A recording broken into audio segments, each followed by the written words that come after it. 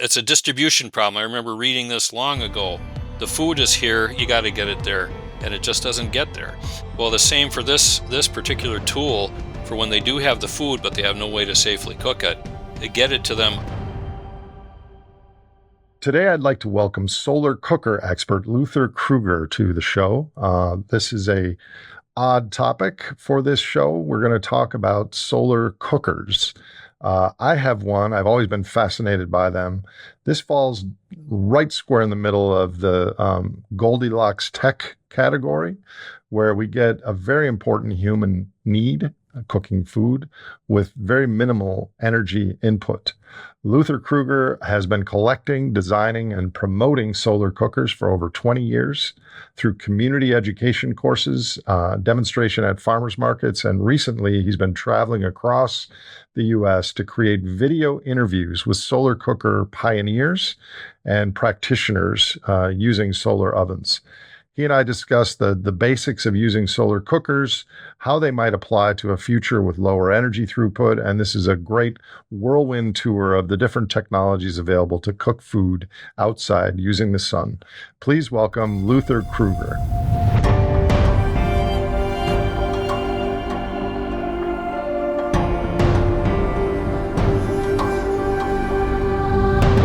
Luther, great to see you.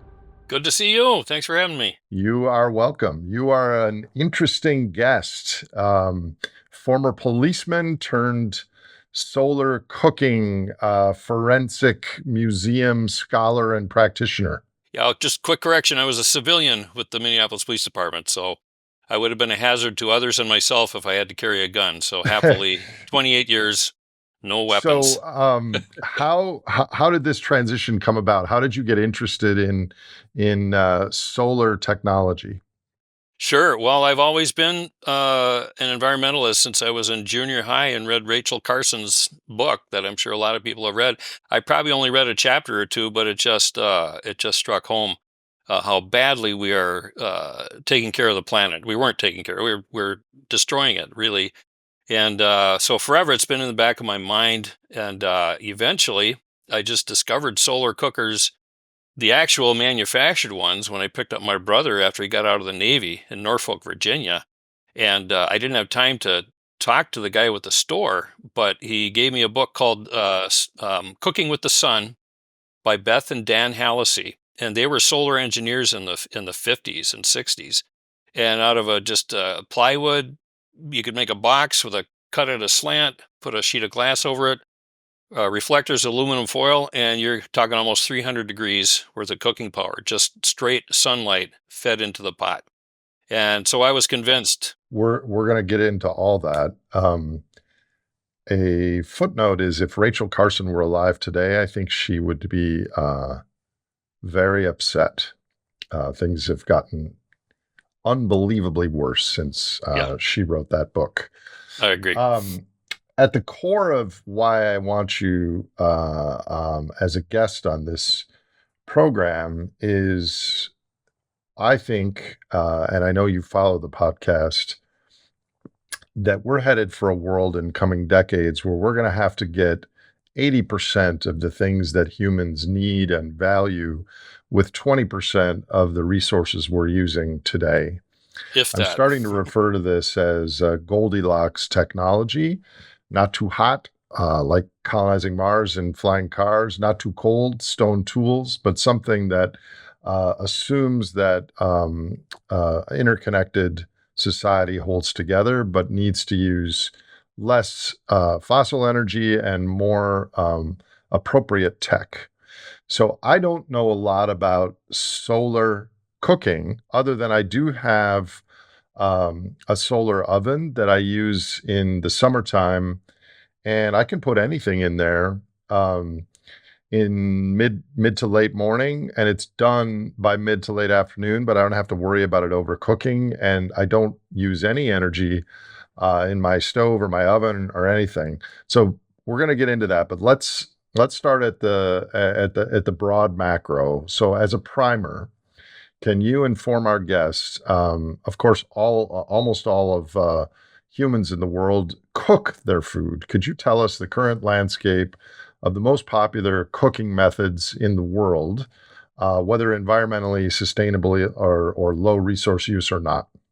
Okay, so if you're talking about what we are, pretty much everyone is cooking with right now, gas ovens, electric stoves, and so forth, that's really the current 99% of the households have 4 or 5 variations on that theme. And they all draw energy from fossil fuels, most likely. Maybe some of their electricity is from wind or solar, but they're part of the grid. They're part of the pipeline for gas. And the situation is such in some cities. New York City, I believe, has said they want to phase out new construction with gas and go to totally electric because of internal pollution inside the home. California, I don't know the status of it, but they were looking at statewide doing the same thing, and it should have come to light years ago, but now it's starting to. The chickens are coming home to roost. Okay, so that's United States, Canada, Europe. What about all 8 billion humans, though? A lot of people in India, et cetera, still cook with wood and dung and other things, yes? Yes, and that's a big concern because of deforestation. When I first heard about deforestation, of course, I pictured a bunch of stumps, of trees.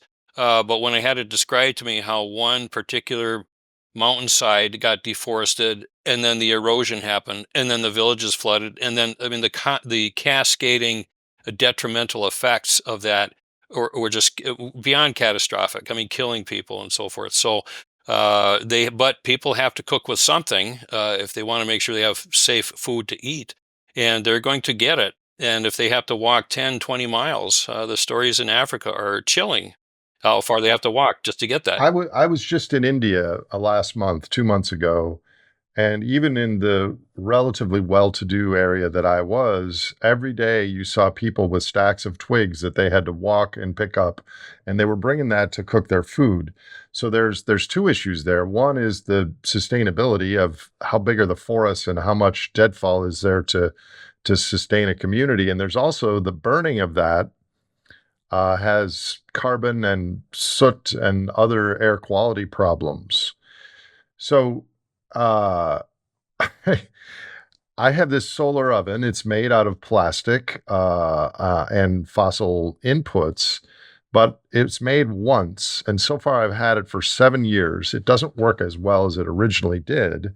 But every time I use it, there are zero external inputs. I just get the incident sunlight, and I have to move it once or twice to follow the sun. But that's why I contacted you because why is that not more prevalent in the world, especially in Africa and India that have a lot of insulation and more material poverty and more deforestation? It makes no sense to me. So bring me up to speed. What are the key issues that I should be aware of, and then I'll have some follow-up questions. Sure. That's the eternal question. Solar Cookers International, which has done a lot of work overseas to try to answer that question, they have several answers. One of the first ones is the cultural barriers. Can this thing that we're handing them as the Western world solution to their problem, can it cook that traditional dish the same way? Some of them want the smoke in the flavor. But a lot of it is just a lot of it, my opinion, having talked to over 100 people who have tried to promote solar cooking in the US and abroad, is it's if we're not doing it here, they're going to say, well, why should we? So that's another cultural barrier. Do they really believe it? Why are we bringing it to them, but we're not using it? There's a lot of suspicion there. And by the way, the woods, they are still there. They're only 10 miles away now instead of 8 like last year. Uh, there's the I mean, Oh, it's sad, but that's their experience. Also, one cultural thing that they have found is a lot of those walks, we think of them all walking through war zones. Some of them are, very treacherous areas of conflict, but a lot of them are through their friends and relatives' villages. And so there's actually a little bit of a social activity being able to go get the firewood. And they don't- they one story I heard was this family said we don't want to do it because we'd never be in touch with Uncle so and so 5 miles away. and get the latest scuttlebutt on the rest of our So family it's tree. it's not like these people are sitting there doing the cost benefit of how many fossil fuels and what's the environmental externality, and a solar cooker would clearly be the best. It's how it fits into their current life and culture and social interactions. That's largely it. On the other hand, several that have come back from areas like Haiti or several countries in Africa, they'll say they will give a presentation and talk about all the environmental benefits, and the people will say, We get it, we do know that." So a lot of them, they understand that, and of course, even though they're missing some of the traditional interactions with their villages and so forth, they do start to resent all that extra walking they have to do. So it's a little bit of everything there. So I'm getting ahead of myself because I'm so excited about this topic. Let's take a step back, and for those people that have never heard of this, maybe you could unpack what is a solar thermal cooker? How does that differ from solar PV? What's a little bit of the history? You are the purveyor, or how are you related to the Solar Cooker Museum? I mean, you have a lot of knowledge on this topic.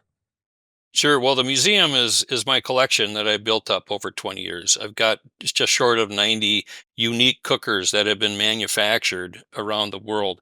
And in ordering them and trying to find them, I've interacted with the makers of them. Some of them haven't been made for 30 years.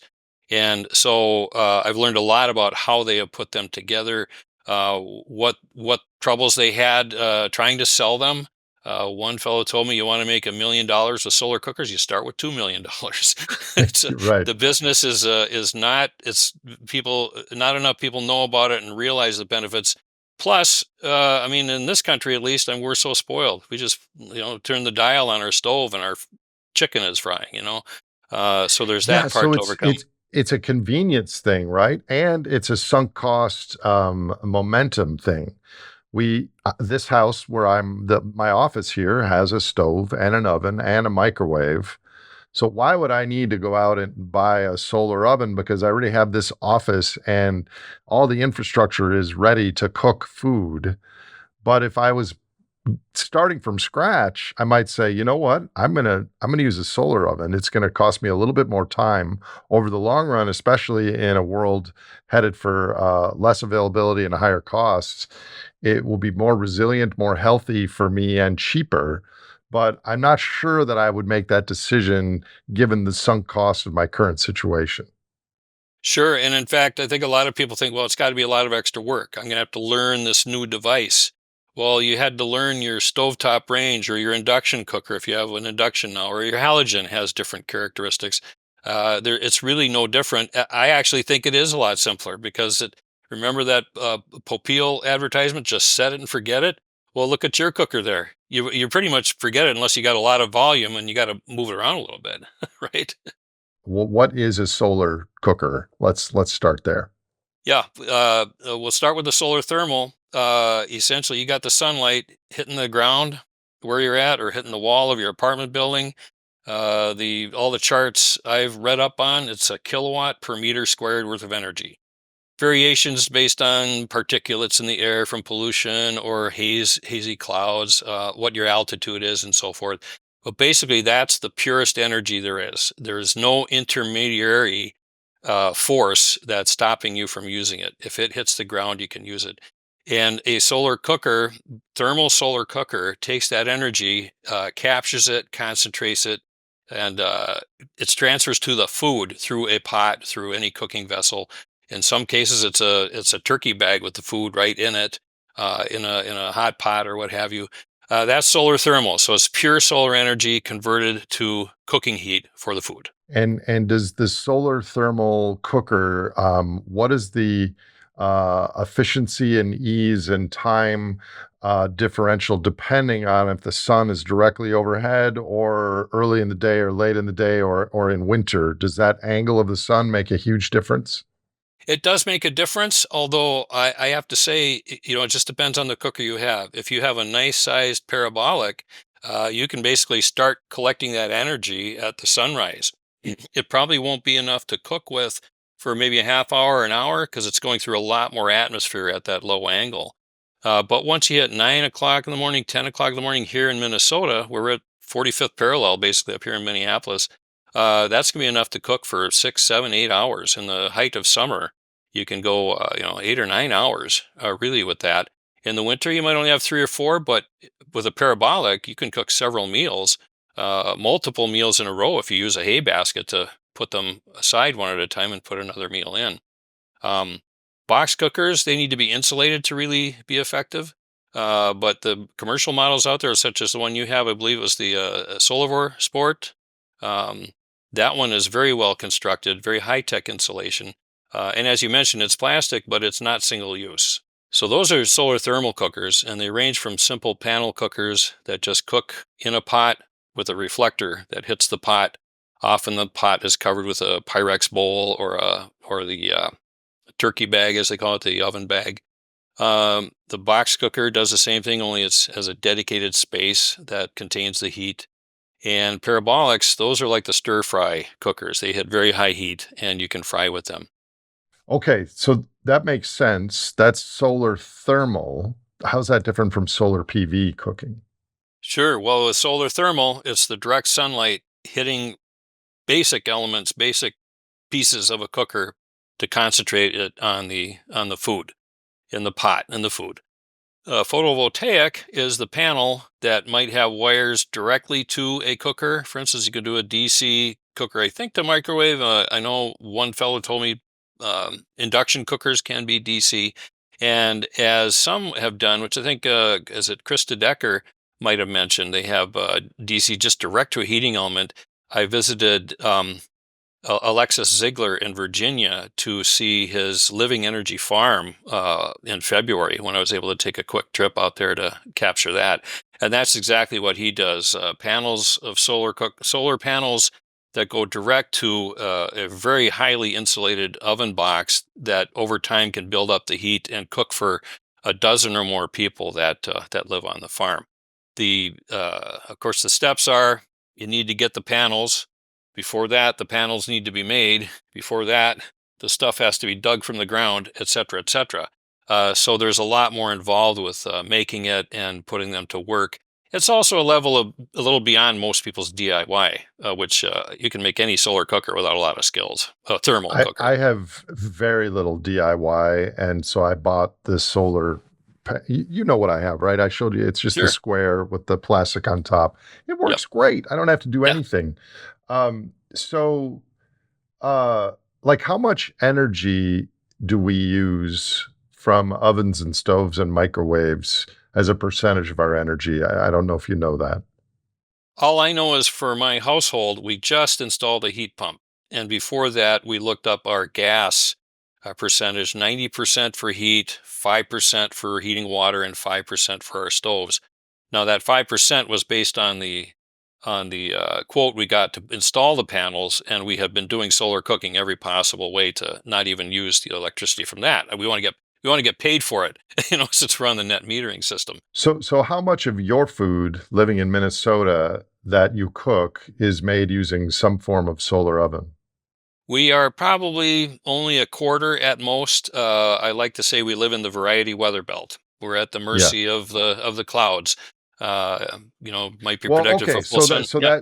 so just like solar panels for 24/7 electricity, and wind turbines, et cetera, there's intermittence. Intermittence for watching a football game might be okay, but intermittence for eating, not so much. So that's something that's important, right? If you planned on only cooking your food using a solar oven, there would be days or even weeks that would be tough. Yes? Yes. On the other hand, one trend that I hope increases is the manufacture of hybrid cookers, where it's a solar thermal cooker but with electric backup. It's an ingenious cooker because you don't need to be near the grid or have solar panels or batteries, but you can still use wood or biomass. And it's a rocket stove that shoots right through the box of a solar cooker. So if the clouds come in, you just stoke it up and fire up the wood, and you're good to go. And the one The reason behind that is a lot of people are not going to give up wood entirely, but they'll adopt a solar cooker if, oh, well, we'll still cook with it, but we'll just put wood in as well. A dual use or a backup system is needed. But what about Kenya or Tamil Nadu in India that have sun almost all the time? Uh, I mean, this makes complete sense from an environmental and a resource standpoint, doesn't it? Just the Absolutely. cultural problems that you said earlier. So what would like a not the best top of the line and not the uber basic, but a solid, usable that has a 5+ year lifetime solar oven cost if someone in Africa were to buy one or to be donated one? Sure, there are the manufactured models out there.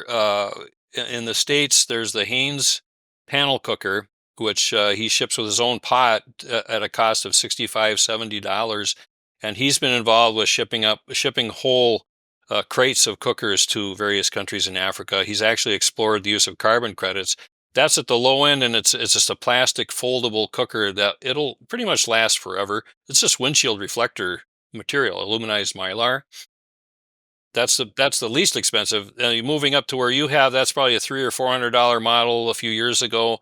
A box cooker, every bit as reliable. Probably needs to. My Hanes, I just set it to point where the sun will be at noon, at 9 in the morning, and by 5 we have a piping hot stew for a family of 6. So very low cost, and I don't know what he's charging to get it to Africa, but it's got to be Th- pretty does infinitesimal. it, Luther, as usual, um, my mouth is faster than my brain, and I have overly too many questions for you. And I wanted to follow a logical sequence, but I'm too curious. Sorry. Sure, no problem. Does the food taste any different? Can you notice? Or let me ask it this way: you, as a solar oven museum curator that has 90 models in your garage or your basement, could someone do a series of meals, an entree like fish, some potatoes, some cookies, or something like that? And could you know the difference blindly if it was cooked in a solar oven or in a conventional oven by taste or by texture? I don't know if I could with a blind taste test. I feel I have about half the taste buds of your average person, so I need a lot of spice and so forth. But everyone I've talked to that cooks regularly with solar thermal cookers, they'll say, it tastes different. It tastes better. And Joe Radabau, who wrote the best book on solar cooking to date, and it's 20 years old, it needs to be updated. He said he talked to chefs who said the longer you can cook something at the lowest possible temperature, the better it's going to taste. It gives the right amount of time for the proteins to break down, for the sugars to be developed, what have you. It doesn't wreck things. You don't get charred food. You get actually cooked food. And I see that you've frozen again. So, um, but I have seen, whenever I do my banana bread, that's my old standby because it's the easiest recipe to remember. It always tastes better than when I have it in the gas oven. For one reason, the gas oven will dry out more food necessarily. Instead of with a solar cooker, you tend to not dry it out, so it's going to taste better because you want that moisture to be retained as much as possible. Can you overcook things? Like if you wanted to have them out for 3 hours and then you forgot and you came back at 6 p.m.? Yes, you can. I mean, it's energy is not going to stop. And if you leave something out long enough, or if, for instance, in a parabolic, if you step away for about 20 minutes, it might get out of focus and it won't cook enough. Or you might not realize that it's charring in one corner of the pot because it's not quite calibrated right for the focal point. People say they have burnt stuff in box cookers, which is hard to imagine, but they're down in Tempe or Albuquerque, where the sun is more powerful. They're at a higher elevation and so forth. So they're getting more of the concentrated energy, and it's a little bit of risk. So if you have one of these solar ovens, maybe a higher end one or even a solar PV one, can it be used for things other than cooking? Absolutely. There are whole development programs they're trying to establish around the world for drying fruits and vegetables. One of my favorites is Juana Maria Hernandez in Chiapas. Approached a family who said they produce a lot of milk and they'd like to sell more of this heirloom kind of dried cheese that was their specialty for the Chiapas area. And she worked with them to put together a solar dryer that would get it at just the right temperature, make sure the humidity level didn't drop too far so it got too dry too fast, and so forth. There's all sorts of possibilities for that. The In Arizona, the Kerr Cole Sustainable Living Center, they have a solar dryer, which a lot of people in permaculture use. And it's surprising how few of them actually do solar cooking, but they dry a lot of stuff in what almost looks like an industrial scale dryer, but it's entirely solar thermal. And because it's dried at the right temperature with the right ventilation and so forth, the food loses very little of its nutrition value. It's going to be a lot better than drying in your electric spinner thing, with the electric heating element. Let's just take today's economic landscape and ignore what you and I might infer about coming decades. But using today's costs for equipment and costs for energy, natural gas, electricity, et cetera, what are the cost benefit analyses of a solar cooker for someone in the United States or for someone maybe in India or Africa or elsewhere that is sunny? Sure. Well, the analysis would be fairly simple with solar thermal because you're paying nothing for the sun, for the energy itself. There's no other way to put it. The materials, it just depends on how far you want to go with DIY models. For a couple bucks worth of aluminum foil and cardboard, and you've got a cooker that's every bit as powerful as a Oh, manufactured so oh, model. so you don't have to buy a cooker, Oh, you no. can make a cooker. Yes. In fact, on the SCI wiki, solarcooking.org, there must be 100 DIY models. And I don't know why people keep trying to make yet another one because they all work. I mean, it's the free energy. If they're somewhat parabolic in shape, even if they're kind of trapezoids, they will cook plenty for next to nothing or found So wait material. a minute. So here's another thing. For people that have apartments or small residences and they have air conditionings running, and then they're also heating their food, for a few bucks, those DIYers, or even 50 bucks or 100 bucks, they can go and make a solar oven. And then not only are they getting the health benefits and the other things you mentioned, not only are they not having emissions, but they're also not heating their home while the air conditioning is going at the same time, right? Absolutely. That's yet another thing that's just a common statement from the people I interviewed is I just got tired of the hot kitchen and the AC wouldn't keep up with it. And here I am. I'm out in the yard. I'm gardening at the same time. I get things done. I don't have to be stuck in a hot kitchen. It might be hot out, so what? I get myself in some shade. But yeah, and the inexpensive DIY models. If you want to just start, there's all these models on the wiki and get your feet wet. Just about everyone I've talked to that started that way, within a year or two, they said, I really want the juice of these really powerful ones. Maybe the parabolic, maybe a box cooker, something a little more official. But there are some people they've still been cooking with plywood and cardboard insulation, glass sheet over the top for years. I just interviewed Ed Eaton, Peonia, Colorado. He is a member of a Solar Energy International, I believe, is based out of there. He still has this massive plywood cooker with just a glass window.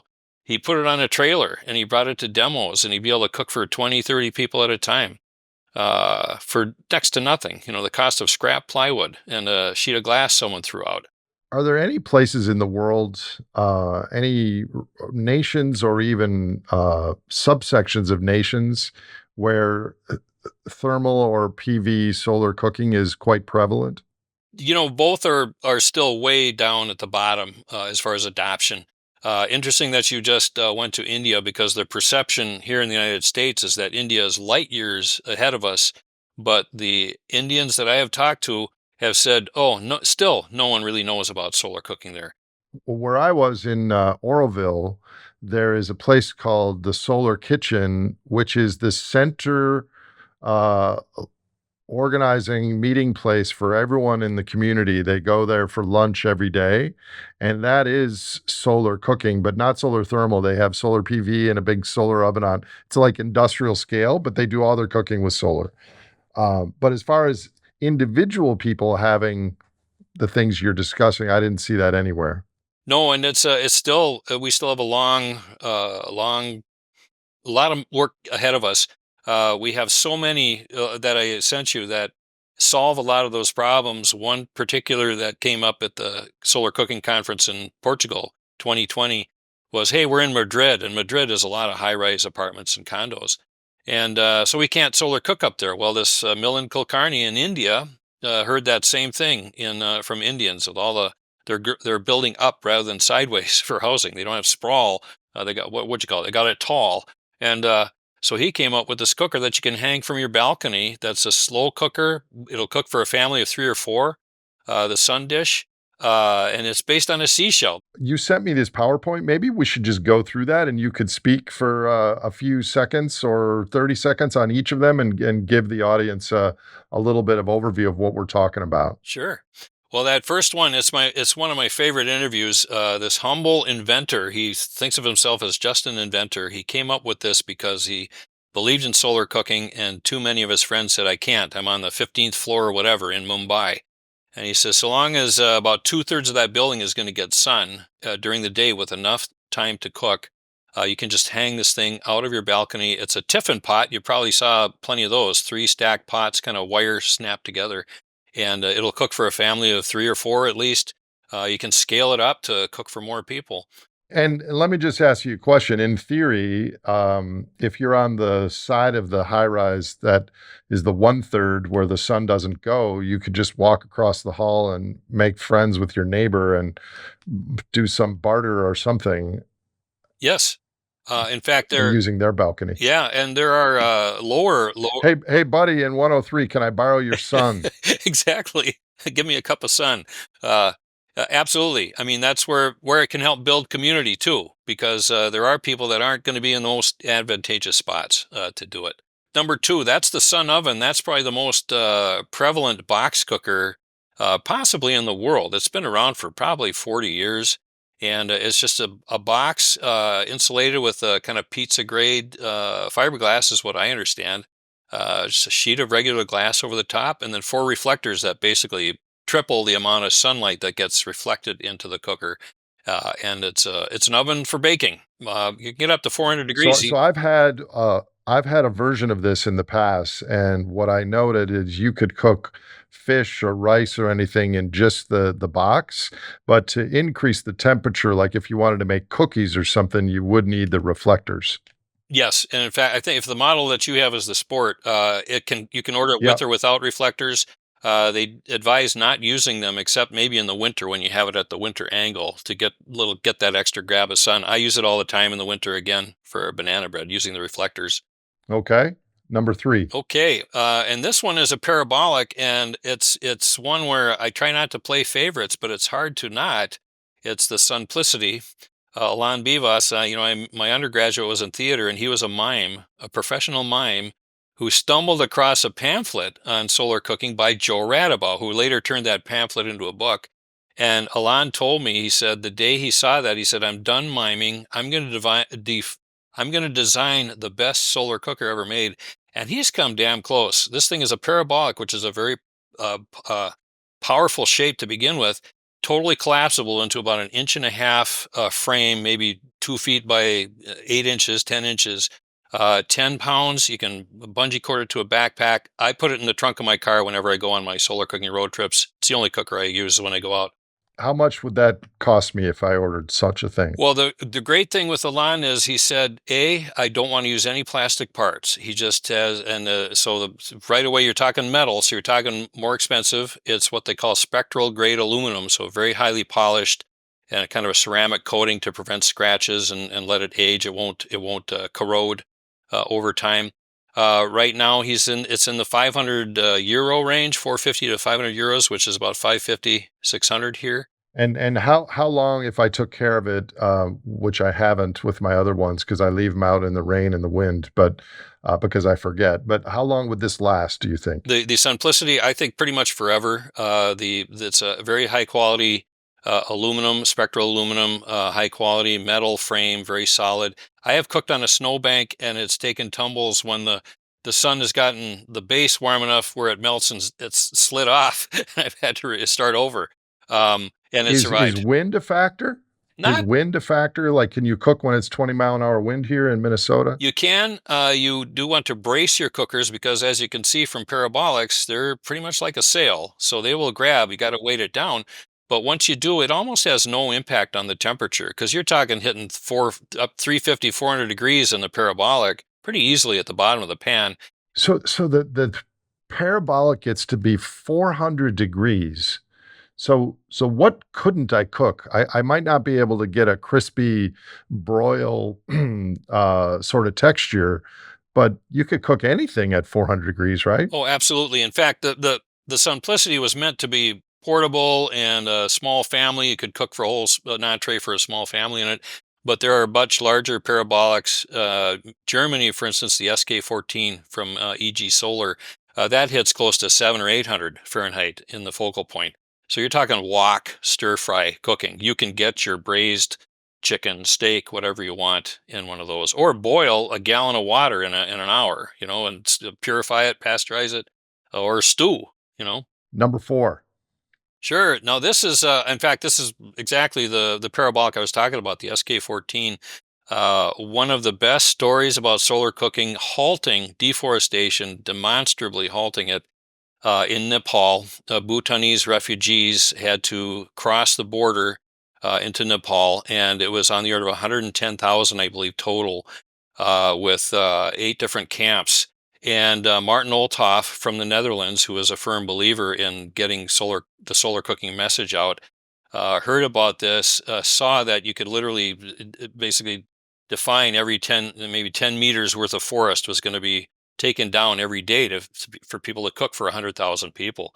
So he said, let's get a group together to put these parabolics in their hands in this refugee camp. And he raised the funds and the interest and the infrastructure to get 7,000 of them, which pretty much got them cooking right away as soon as they got there and stopped the deforestation. So it's one of the biggest success stories, very direct impact on refugees, but also preserving the environment for them as they settled in. Cool. What about number five? Sure. Well, this is a parabolic, but it's what I call the community scale solar thermal cooker.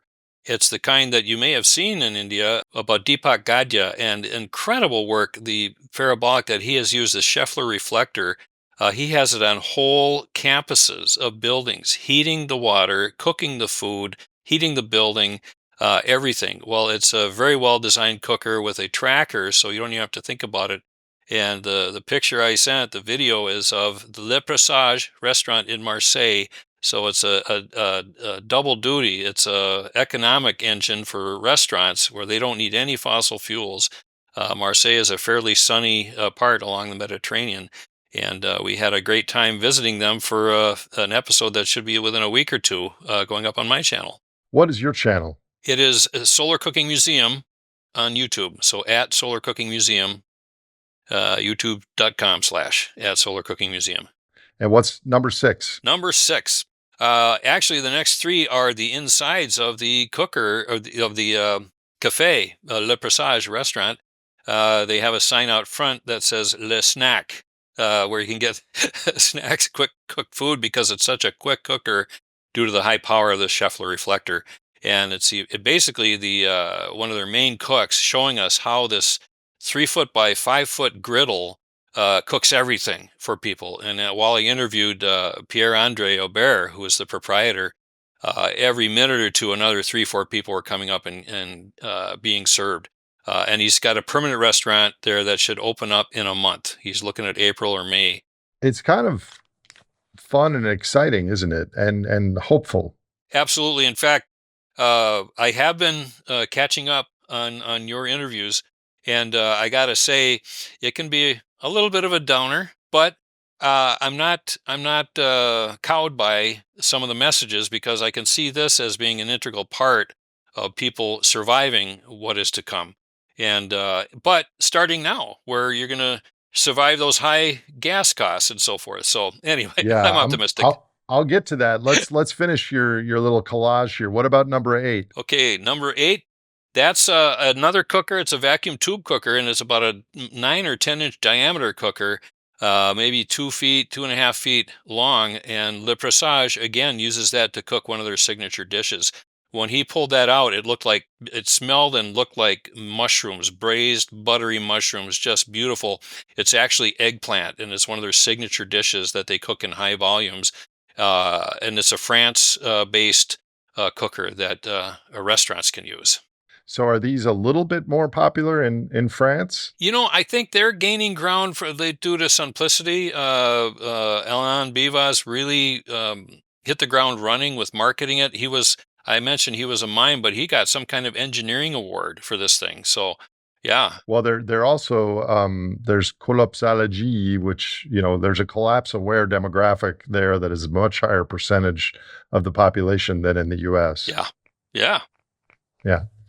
What about number 9? Number 9, that's yet another community scale cooker, but it's a box cooker. The Sun Oven, the one people mostly know about is the actual family size box, might hold 2 4-quart pots in it at the most, but this thing can cook 40 loaves of bread at a time, probably 6 8 trays of pizzas or croissants and so forth. And this one it's back in production with the third owner of the Sun Oven Company in Kansas. The couple there, they put it this way: they pestered the guy because they try to just send them overseas using NGOs to get them into the countries that are most in need. But they got the brand new version of it there. I mean, there's so many different reasons this makes sense. There's the climate low carbon emission reason. There's the let's save our forests reason. There's the not heating our kitchen reason. There's the let's save money on future electricity and gas reason. There's the health of the food and the simplicity, and there's the DIY. I'm in control of cooking my own food without relying on these external things.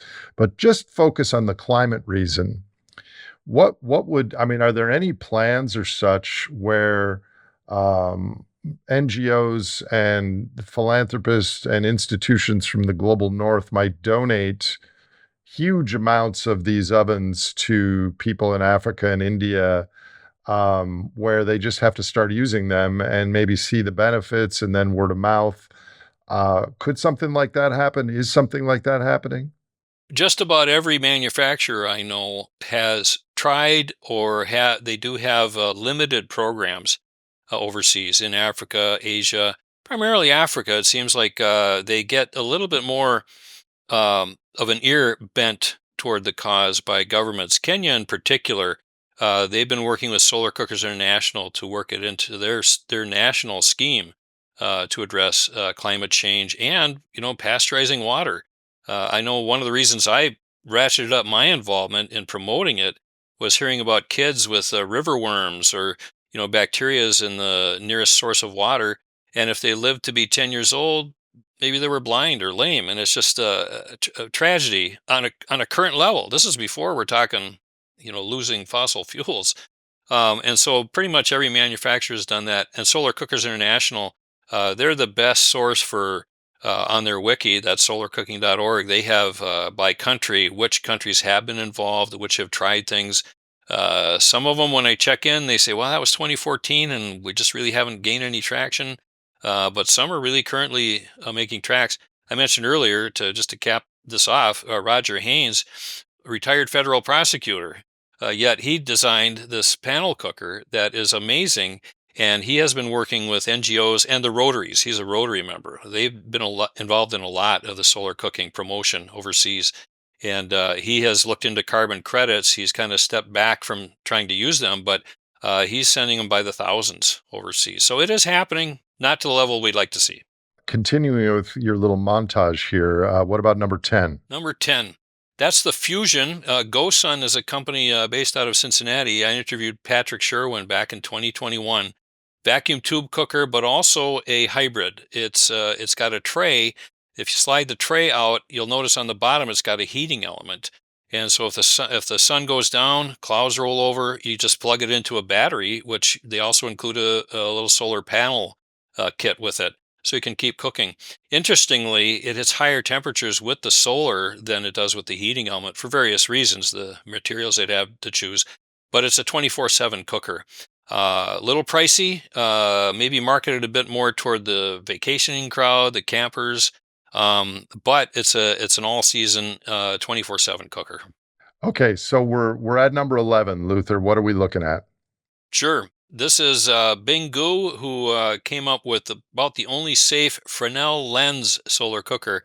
If you've ever visited a lighthouse on a tour, that's that big honking glass thing, but it's striated, so it's still a lens. It's just compressed. Well, this is a big sheet of plastic, and they're in the back of most every rear projection TV. They're the front, actually, with the screen. So a lot of people that get into this, they cannibalize them, but they can be very dangerous. People melt rocks with the focal point with these from these rear projection TVs, 2,000 degrees or more sometimes in that very pinpoint focal point. Bingu has made a safe Fresnel lens cooker. It's the only one I'm aware of where you cannot burn your feet, set your furnace. I'm sorry, your fence or your house on fire, because it's all contained and it's very versatile. You can use pots to boil water or fry or bake, 4 or 5 different attachments. 2000 degrees? Aren't people curious about the industrial application of that? Yes, although that's 2,000 degrees at a focal point about like that. Okay. Green Power Science in Florida, they make jewelry with it because they can use zinc and sand and do all sorts of creative things with it. But that's a very small scale. I'm sure it's possible, but you know, right now this is where it at. So, Number 12. well, this is the hybrid cooker I mentioned earlier, Steve Harrigan in Indiana. And a lot of these groups, they're faith based, and this is part of his church mission where they have built these in Africa, where people are totally off the grid. They have no other choice but to cook with food or with a contraption like this, which is solar, big barrel cooker, kind of like the Son of a Villager, only with a rocket stove attached. And the heating flue goes through the cook box, so it heats the food when there's no sun.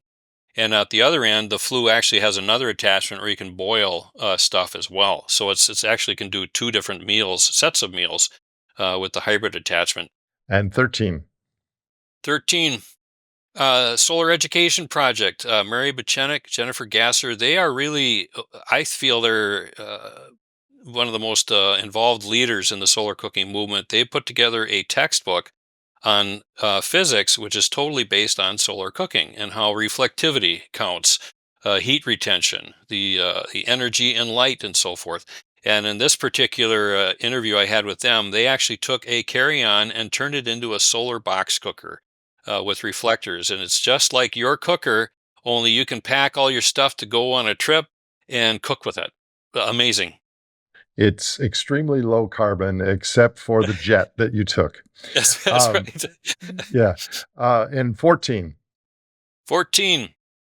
Pat Brown, very involved with environmental causes in the Los Angeles area. She is actually pasteurizing food, discarded food, to use for fodder for cattle, for pets, and so forth. Yet another application, and this is a DIY model where she just put together a box lined with bricks so that when the sun heats it up, it retains the heat throughout the day, and it dries at a temperature where it doesn't scorch, but you can have food for animals or humans if you wanted to. I'm sure there's a application for that too.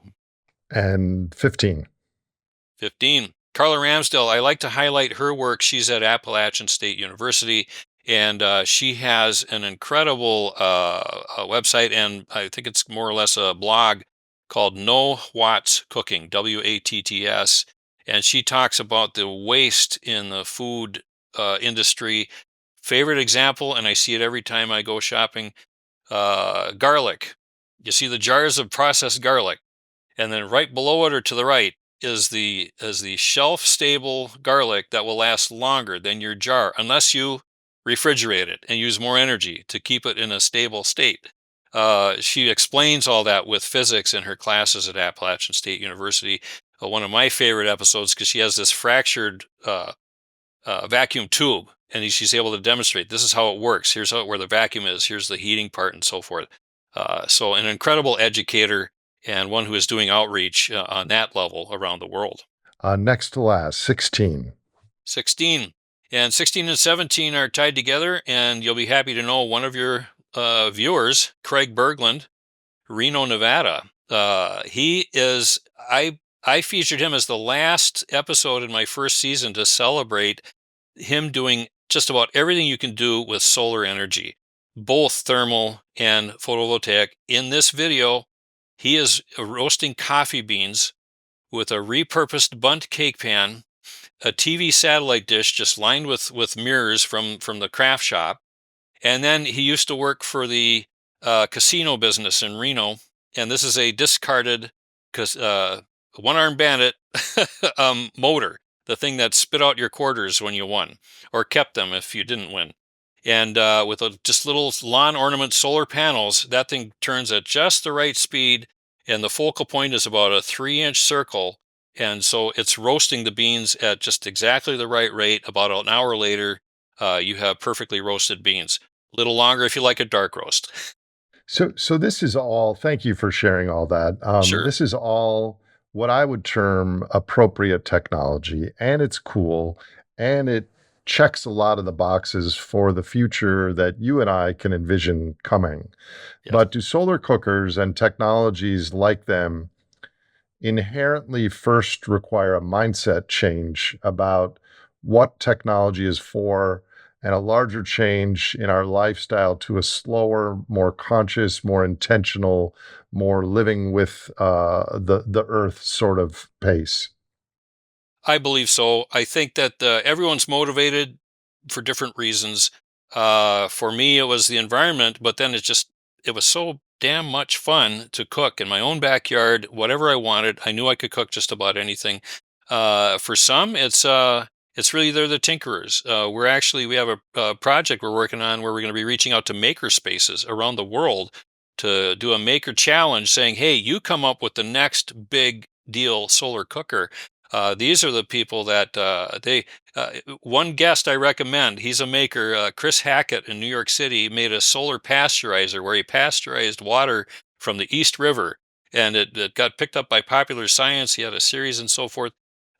Great book, The Big Book of Maker Skills. And just Oh, the last please, point, yeah, please last introduce point on us. that.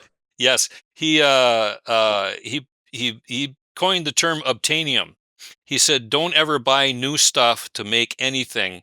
The most common element known to man is obtainium. You can obtain stuff from rear projection TVs, junkyards.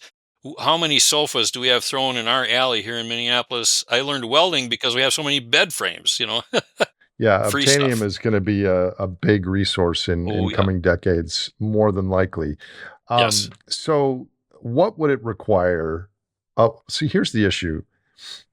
It's the same thing with government stimulus and stock markets at all-time highs. We're cognitively able to envision different trajectories in coming decades for our world, for our culture, for our communities. But emotionally, we're not because we get finished watching a podcast or a video and we have the conveniences of our home and a brown truck shows up and delivers vitamins or dog food or whatever it is. And so we don't have the emotional push to do something like this. So what is it going to take to scale this stuff across our country or in Africa and India and other places? What do you think? I'm afraid there's probably 4 or 5 different avenues. One that might jar things loose is if we have some real tragedies, famines. I'm always surprised at how famines, which can be, it's a distribution problem. I remember reading this long ago. The food is here, you got to get it there, and it just doesn't get there. Well, the same for this particular tool for when they do have the food, but they have no way to safely cook it. get it to them. There are a lot of organizations that they say, well, you got to charge a little bit so they have skin in the game. I think that works so they understand that, okay, they're investing in this thing and they don't just turn it into, take the reflectors and turn them into a mirror for their bathroom and so forth, which is a common story out there. But I often think, if there are areas where they really need to do it, let's just do an airdrop of Roger Haynes cooker. You can send 5,000 of them on a pallet out the back of those C-130s or what have you, and just give them the instructions to say, we've tried everything else. We've had 10 NGOs already tromp through your backyards and nothing's happening and the forest is further and further away.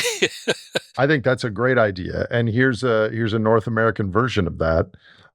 Let's have a leader or a philanthropist or someone of means in every community: Red Wing, Minnesota; Topeka, Kansas; Salem, Oregon. Get one of those community level parabolics that you said for their community, affiliated with a gathering place where people could come and meet each other and have solar cooked food, just as a nucleus of some future intermediate Goldilocks technology that has social capital built in, as an example. Because then are like people are like, oh, we're this cooked without any fossil hydrocarbons or anything. We were just using the sun.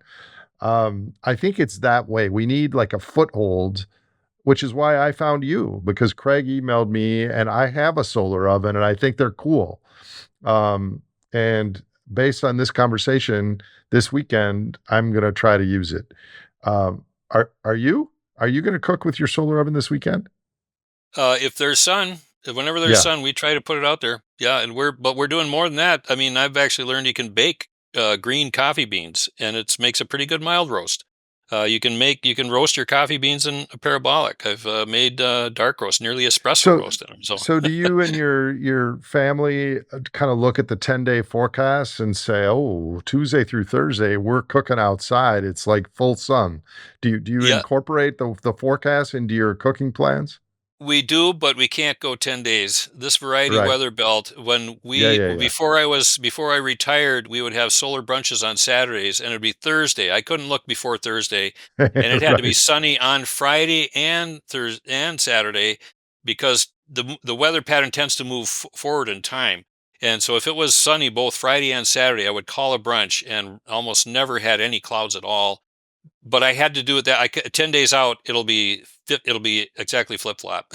And that right there is one of the reasons fossil hydrocarbons have been indistinguishable from magic, because it doesn't matter what's happening outside.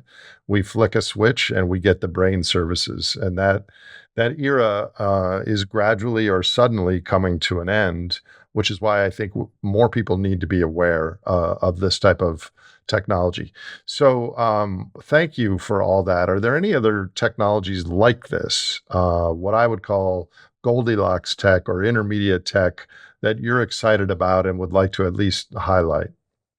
Sure. Well, one of my side hustles is I've been teaching at Metro State in the Masters of Public and Nonprofit Administration program, and I've had some guest speakers who are doing incredible stuff with social enterprise companies and nonprofits.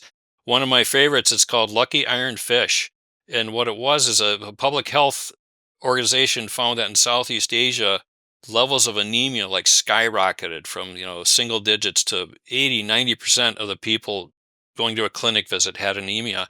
What they found was people had switched from those big cast iron things that they cooked over wooden fires to aluminum, and so they lost, and it's an area where there's not a lot of natural iron in the diet, was their determination. So they went out to Southeast Asia and said, "Well, here, put this cube of cast iron, and it's a special mix. Are all alloys. A little bit of lemon juice in there, and then for 10 minutes put in there, and then take it out, and then it would restore the iron." They did the work where they had people do that, found that very few people did it. It's the adoption thing, the cultural thing. And when they surveyed people, why not? One person said, well, what is it? It's a cube, it's a doorstop, it's a toy. We don't really know. It doesn't look like something we need to use. So they changed it to the shape of a fish, which is considered good luck in the river deltas there. And the reason it's good luck is when you catch it, it's got a natural smile. It's like, thank you for catching me. I will bless your day. And adoption skyrocketed. So we're talking, a big cultural thing. I had to have them speak to my class because it's just it's the right combination of studying and applying what you learned to fix a problem. So somewhere in there is a parable or a microcosm for our entire society and what we face. What would be the equivalent of that for the United States conspicuous consumption culture? I'm not so sure, but um, Sure. yeah, awesome. So you follow my podcast. Let me ask you a Yes. few questions. Sure. What advice do you have for people that are aware of all this stuff and watch episodes that are a little bit of a downer about climate or the oceans or energy or politics or anything? What kind of advice do you have for people? Sure. Well, first I'd say, I'm a natural optimist in spite of, Rachel Carson influence and all this stuff when I was a kid. I did see the Cuyahoga River. We moved to Ohio in the early '70s, and they had finally put out the Cuyahoga River fires. It's so there has been progress, but it seems like it'd be 3 steps forward and 2.5 steps back. Um, on that front. Now, obviously, we've just got to figure out how to not use the fossil fuels, but also just start simple. Our backyard brunches. I did them before I decided to do my video trips, and it was so fulfilling to see families come and for the first time see an actual manufactured cooker, which bumped it up in their level of respect as something to use toward this end. So don't give up. Just reach out to your neighbor, community organizer that I was during my times with the police department. The expression other organizers had was each one reach one. You don't have to reach the whole world today. Just reach that one person who can make a difference tomorrow. And how would you change that for young people? You said you're a professor at Metro State, and I'm sure you interact with young people on your travels. What sort of advice would you give to a young human coming across these big challenges we face? Sure. Well, I would say, get dive in at the deep end because you won't drown. It's get familiar with the kind of cookers that are out there. Tell your friends. I've got two real quick youth stories. One is we had a couple that came to one of my brunches with their two daughters and kind of dragged them in. But the invitation said bring something to cook, so they each brought their one egg, and we cooked them in the simplicity. 2 weeks later, I called another brunch, and instead of the parents heading the way and trying to drag the kids ran into the deck with their batches of cookie dough. So all they need is to see it, and taste it when it's done. The second one is I was invited last spring to speak to a technical college where they had fifth and sixth graders who'd signed up for STEM, for science, the science part of STEM, to hear about this kind of stuff. And 75 of them in 25 bunches, three classes, picked solar cooking for an hour. And at the last assignment for them was here's a blank piece of paper. Draw what you think a solar cooker should do. And they were intent on it, and they saw the simplicity, they saw the sport, and two of them came up with things that I had never seen before. And 20 years of collecting solar cookers and being able to tell them, you know, I got to share this with some people that make this stuff. Do you mind if I share your information? They were fine with it. I mean, they're willing to learn if you don't beat it out of them. I mean, I've heard that expressed by teachers, by parents. Kids want to know, they want to learn, they want to be in on stuff, and their heart's in the right place, again, until they get caught on that treadmill that we all end up on during a lot of our lives, trying to make a living and so forth. Yeah, I hear you. So at the core of this is we're trying to get brain services or human services with using less energy and less materials and less environmental damage. That's at the core. But Sure. there's obtainium, there's our creativity. I was thinking about making a video that on the same burner, in the same size pan on my stove, there are choices of food preferences. If you fry an egg or you scramble an egg and you do them at the same time, the scrambled eggs are done in like 30 seconds and the fried Mhm. eggs take like 3 minutes. And that whole time where I live, you're using more propane. So, aligned with all the solar oven options you presented to me is this change in mindset of wants and needs with respect to food. And I think there's a lot of things that are possible that we haven't even considered. Absolutely. In fact, if I may talk about heat retention cookers, or what your grandmother called the hay box or hay basket. My grandmother in Grand Forks, North Dakota, would leave there to Cooperstown, 2-hour drive, with her stew wrapped in blankets in their trunk, and drove to Cooperstown. And 5 hours later, we're eating supper. They get there about noon. It's still steaming hot. Blankets around the thing. Mr. Detector would have something to say about that. Insulate the body. Don't heat all the air in your house if you can help it. Anyway, I mentioned that because that's the one little kind of footnote to all of these cookers is one cooker can cook 10, 12 meals if you do the other simple technology, which is insulation from wool, from cotton, from rags. So yeah. So, it may sound like a non sequitur given everything else on this conversation, but what do you care most about in the world, Luther? Well, I've got to say, I've been married 37 years, and some people have asked, how do you get by with this guy who just runs off and does these month-long trips, you know? And she says, I just let him go forth, so family, family first. If you don't think of your family first, it's kind of hard to extend that to society, or just say the ills that everyone else is suffering. Well, since my family isn't suffering them, or I don't, if I can't take care of them, how am I going to take care of the rest of the world? So that's first and foremost. Also, a lot of the organizations that have been promoting solar cooking, one in particular, Solar Oven Partners, they're a project of the United Methodist Church. They're all faith based. A lot of them are faith based, not all of them. But there's an element of faith to this that people do have to have, that you can just show people, here's what you need, and hope that they take care of it. Move on to the next one. Just act in faith, and that maybe we won't hit that brink where the lemming ahead of us grabs us by the scruff and brings us over the cliff with them. Uh, that's not the right thing way I'd put it, but it's just the thought I have. If all else fails, well, we're all in this together. You created magic there because I've never visualized a lemming grabbing another lemming by the scruff, and I had that image in my head. So nice work, um, Luther. If you could wave a magic wand and there was no recourse to you or your family, what is one thing that you would do to change planetary human society futures?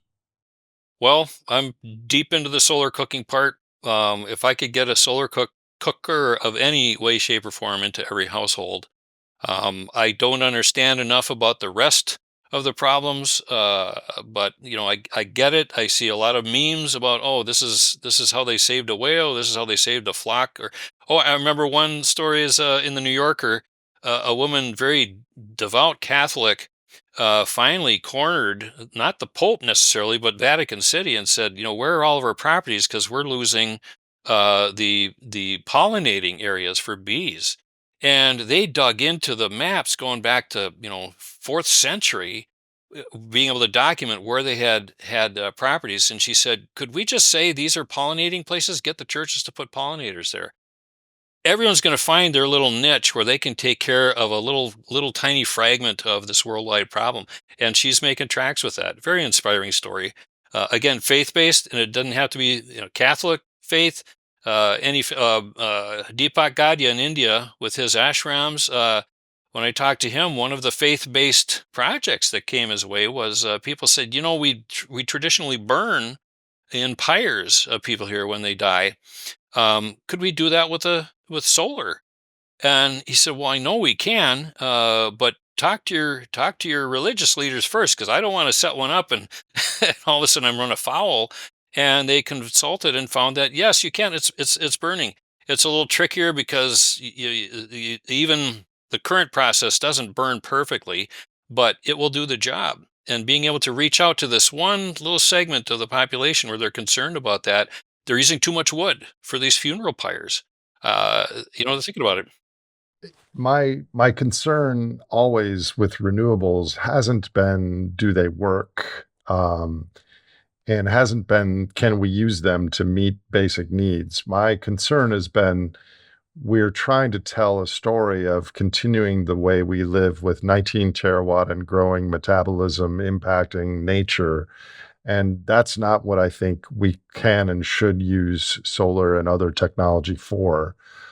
So thank you for forging ahead and educating people about other uses that are more practical and use far less energy and materials using the free energy of the sun.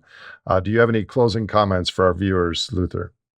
No, thank you so much for having me. I'm trying to reach out to as many outlets where we can get the word and just solarcooking.org.